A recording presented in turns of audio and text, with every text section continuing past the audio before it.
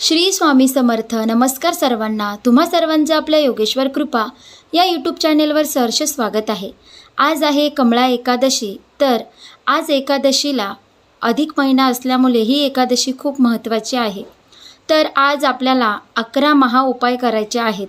32 दिवे इथे लावा.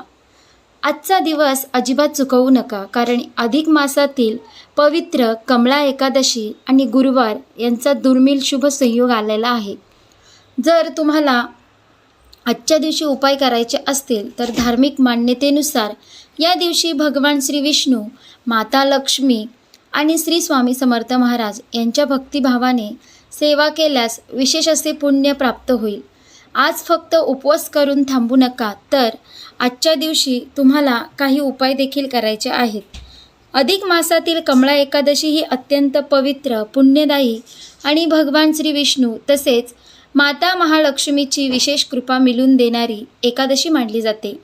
असे म्हटले जाते की वर्षभरात अनेक एकादशी येतात, पण अधिक मासात येणारी कमळा एकादशी विशेष अशी फळदायी असते. त्यामुळे या दिवशी श्रद्धेने केलेली पूजा, जप, दान आणि नामस्मरण, दीपदान यामुळे भगवान श्री विष्णू आणि माता महालक्ष्मी प्रसन्न होते, अशी धार्मिक मान्यता आहे.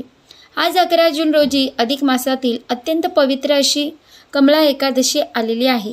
शास्त्रानुसार वर्षातील सर्व एकादशींमध्ये कमळा एकादशीला विशेष असे महत्त्व आहे.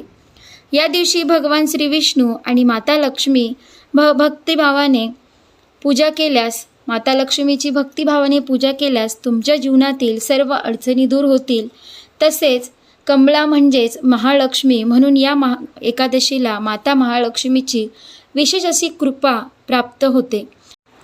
ज्यांच्या घरात पैसा टिकत नाही, आर्थिक अडचणी येतात, कर्ज वाढलेले आहेत, व्यवसायात नुकसान होत असते, नोकरीत यश मिळत नाही किंवा घरात सतत काही ना काही अडचणी येत असतील, त्यांनी या एकादशीच्या दिवशी भक्तिभावाने भगवान श्री विष्णू आणि माता महालक्ष्मीची सेवा करावी. सकाळी ब्रह्ममुहूर्तावर किंवा शक्य तितक्या लवकर उठावे. स्नान करून स्वच्छ आणि शक्य असल्यास पिवळ्या किंवा शुभ रंगाचे वस्त्र परिधान करायचे आहे. त्यानंतर देवघर स्वच्छ करावे. देवघरात स्वच्छता आणि पवित्रता ठेवणे हे देखील एक प्रकारचे पूजनच आहे. त्यानंतर भगवान श्री विष्णू, माता महालक्ष्मी किंवा बाळकृष्ण यांना पंचामृताने अभिषेक करावा. दूध, तूप, साखर, मध, दही यांपासून पंचामृत तयार करून अभिषेक केल्यास विशेष असे पुण्य प्राप्त होते. असे मानले जाते की अभिषेक करताना तुम्ही जर ओम नमो भगवते वासुदेवाय या मंत्राचा जप केल्यास, तुम्हाला अभिषेक झाल्यानंतर स्वच्छ पाण्याने स्नान घातल्यास कमळा एकादशीचे तुम्हाला चांगले असे फायदे मिळतील. आशीर्वाद श्री विष्णूंचा मिळेल. महालक्ष्मीची कृपा होईल. भगवान श्री विष्णूंना पिवळी फुले अर्पण करणे अत्यंत शुभ मानले जाते. झेंडूची फुले, कमळाचे फूल किंवा सुगंधी गुलाब अर्पण करू शकता. माता महालक्ष्मीला कमळाचे फूल अत्यंत प्रिय आहे. घरात कमळ नसेल तर कोणतेही स्वच्छ आणि सुगंधी फुले भक्तिभावाने तुम्ही अर्पण करू शकता. जसे की मोगरा. पूजेदरम्यान भगवान श्री विष्णूंना चंदनाचा टिला लावावा. चंदनाचा सुगंध वातावरण पवित्र करतो. असे मानले जाते की शक्य असल्यास घरात चंदन, धूप, अगरबत्ती किंवा नैसर्गिक सुगंध यांचा वापर तुम्ही करावा. घरात सुगंधी आणि भक्तिमय वातावरण निर्माण झाले की मनालाही प्रसन्नता मिळते आणि पूजा अधिक भावपूर्ण होते.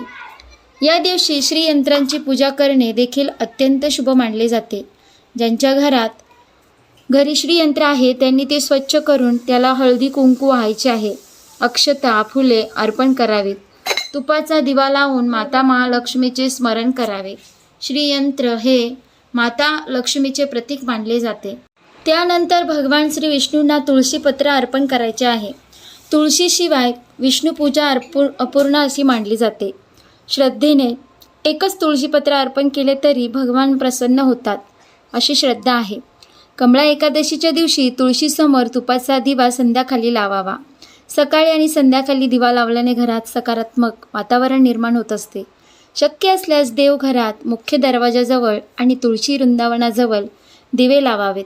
या दिवशी तुम्ही जर पिंपळाच्या झाडाची पूजा केल्यास तुम्हाला विशेष असे महत्त्व सांगितले जाते.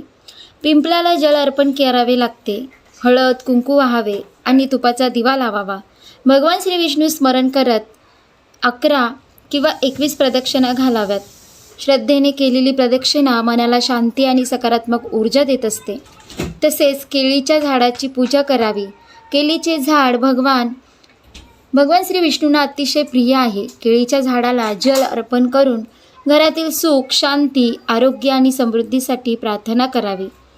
या दिवशी शक्य तितका वेळ भगवान श्री विष्णूंच्या नामस्मरणात घालवावा. ओम नमो भगवते वासुदेवाय नमः. श्री विष्णवे नमः.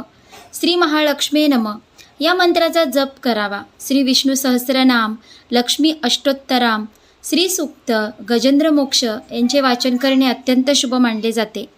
काही लोकांना वेळ नसतो, पण भगवंताला वेळेपेक्षा भाव असा महत्त्वाचा असतो. म्हणून दिवसभर काम करत असताना देखील तुम्ही भगवंताचे नामस्मरण करू शकता. भक्तिभावाने घेतलेले भगवंताचे नाव कधीही वाया जात नाही. या दिवशी तुम्ही जलदान, वस्त्रदान, फलदान, अन्नदान असे आपल्या क्षमतेनुसार काहीतरी दान अवश्य करावे.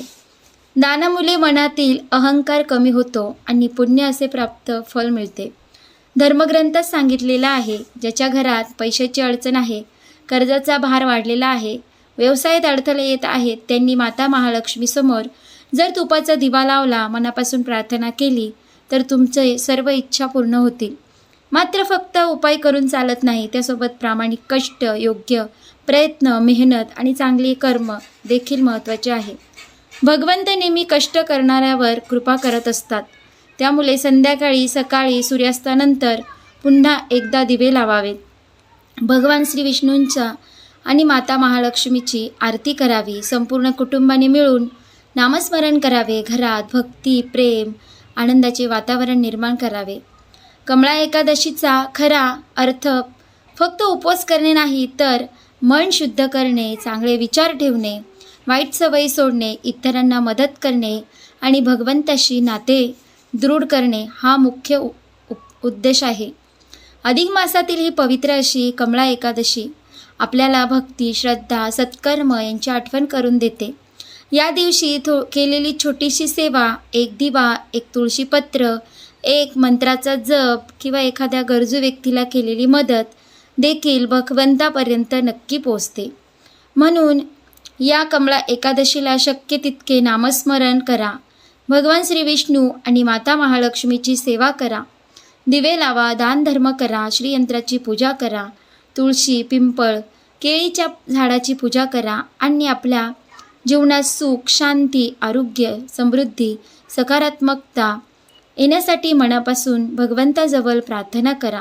कमळा एकादशीच्या दिवशी सकाळची पूजा पूर्ण झाल्यानंतर भगवान श्री विष्णू आणि माता महालक्ष्मीची आरती अवश्य करा. तुम्हाला जर सकाळची पूजा करायला जमलं नसेल तर तुम्ही संध्याकाळी देखील ही पूजा करू शकता. कापूरचा सुगंध, त्यांचा पवित्र धूर घरातील वातावरण शुद्ध करतो अशी श्रद्धा आहे. देवघर, मुख्य दरवाजा, स्वयंपाकघर आणि घरातील प्रत्येक खोलीत कापूर कधीही फिरवावा. भगवंताचे नामस्मरण करताना तुम्हाला ओम नमो भगवते या मंत्राचा जप करायचा आहे. या दिवशी भगवान श्री विष्णूंना पिवळ्या रंगाची फुले आणि पिवळी फळे अर्पण केले तर तुम्हाला अधिक असे शुभ फळ मिळेल. केळी अर्पण करावीत. केळीचे फळ भगवान विष्णूंना अतिशय प्रिय आहे. नैवेद्य दाखवल्यानंतर ती फळे गरजू व्यक्तींना दान करावी. तसेच अधिक पुण्यकारक मानले जाते. एक महत्त्वाची गोष्ट म्हणजे एकादशीच्या दिवशी दानासाठी ठेवलेली केळी किंवा इतर फळे स्वतः खाऊ नयेत. शक्य असल्यास ती गरजू, वृद्ध किंवा एखाद्या मंदिरात गरीब लोकांना दान करावी. दानामध्येच या दिवसाचे खरे पुण्य दडलेले आहे. एकादशीच्या दिवशी वापरण्यासाठी तुळशीपत्र तुम्हाला आदल्या दिवशीच तोडायचे आहे. एकादशीच्या दिवशी तुळशीची पाने कधीही तोडू नयेत अशी धार्मिक अशी मान्यता आहे. त्यामुळे पूजेसाठी लागणारी तुळशी आधीच तयार करावी. या दिवशी घर स्वच्छ ठेवावे. घरातील प्रत्येक कोपरा स्वच्छ असावा. मुख्य दरवाजाजवळ रांगोळी काढावी. उंबरठा स्वच्छ धुवून ठेवावा. त्यावर हळदीचे लेपन काढावे. स्वस्तिक काढावा. तसेच तुम्ही दरवाजावर देखील स्वस्तिक काढू शकता. हळदीची बोटं लावू शकता. घर पुसताना किंवा लादी पुसताना पाण्यामध्ये थोडे चंदन टाकावे. चंदनाचा सुगंध संपूर्ण घरात प्रसन्नता निर्माण करतो. लादी पुसताना थोडे मीठ देखील टाकावे. चंदन मनाला शांती देणारे आणि सात्विकता वाढवणारे मानले जाते. तसंच मीठ टाकल्याने तुमच्या घरात लक्ष्मी स्थिर राहते. कमळा एकादशीच्या दिवशी तुम्ही दीपदान करणे खूप महत्त्वाचे असे शुभ संकेत मानले जाते. तसेच शक्य असल्यास 32 दिवे लावावेत. देवघरात तुळशी वृंदावनाजवळ, मुख्य दरवाजाजवळ आणि घरातील पवित्र ठिकाणी तुम्ही दिवे लावू शकता. प्रत्येक दिव्यासोबत भगवान श्री विष्णू आणि माता लक्ष्मीचे नामस्मरण करावे. संध्याकाळी या 32 दिव्यांचा प्रकाश घरभर पसरला की भक्तीचे आणि मंगळतेचे वातावरण निर्माण होते. भगवान श्री विष्णू आणि माता महालक्ष्मीची आरती करावी. मनापासून प्रार्थना करावी. आमच्या घरात सुख, शांती, आरोग्य, समृद्धी सदैव राहोत. तसेच आमच्या कुटुंबात सदैव शांती पसरो. कुटुंबातील प्रत्येक व्यक्तीला सुखी ठेवो हीच ईश्वरचरणी प्रार्थना करावी. तुमच्याकडून पूर्ण दिवसात जी काही चूक झाली असेल त्याची माफी मागावी. ही संपूर्ण सेवा तुम्ही आजच्या दिवशी करायची आहे. या पवित्र दिवशी भगवान श्री विष्णू, माता महालक्ष्मी आणि श्री स्वामी समर्थ महाराज यांचे स्मरण अवश्य करावे. भगवान श्री विष्णूंची पूजा, माता महालक्ष्मीची सेवा, दीपदान, दानधर्म, नामस्मरण यासोबत श्री स्वामी समर्थ महाराजांचा जप केल्यास तुम्हाला या एकादशीला 1000 पटीने पुण्य मिळेल. अशा प्रकारे जर ही व्हिडिओ आवडली असेल तर व्हिडिओला एक लाईक करा, शेअर करा आणि आपल्या योगेश्वर कृपा या यूट्यूब चॅनलला नक्की सबस्क्राईब करा. भेटू एका पुढच्या नवीन व्हिडिओमध्ये. धन्यवाद. श्री स्वामी समर्थ. जय जय स्वामी समर्थ.